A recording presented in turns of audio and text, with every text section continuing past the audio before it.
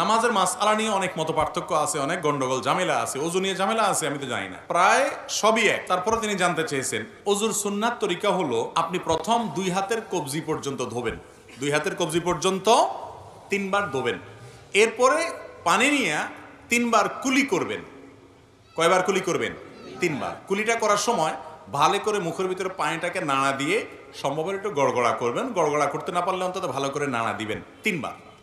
তিনবার নাকে পানি দিবেন। নাকে পানি দেওয়ার ক্ষেত্রে ইস্তেনসার সুন্নাত, ইস্তেনশাক এবং ইস্তেনসার এগুলো হলো সুন্নাত।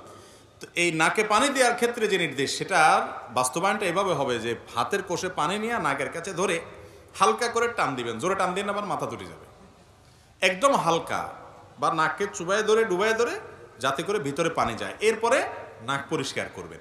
এভাবে তিনবার করা কি সুন্নাত। এরপর আপনি তিনবার আপনার মুখ ধোবেন। কয়বার ধোবেন? তিনবার।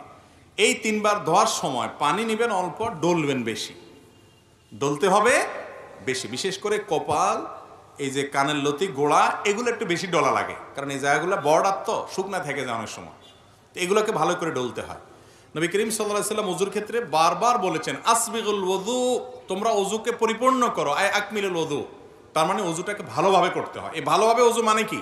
ভালো ওযু মানে হলো সুন্দর করে ডলা, পানি অল্প নিলেন, ডলতে হবে বেশি। তিনবারের জায়গায় চারবার পাঁচবার ধোবেন না। অনেক আছেন যে এই মুখ ধোয়ার ক্ষেত্রে দোয়া হইল কি হইল না, শুকনা থাকলো কিনা, এই ওয়াসওয়াসার কারণে সে একের পর এক পানি দুইতেই থাকে, পাঁচবার সাতবারও দোয়, এটা সুন্নতের খেলাফ। তিনবার দোয়া সুন্নত, কমও করবেন না, বেশিও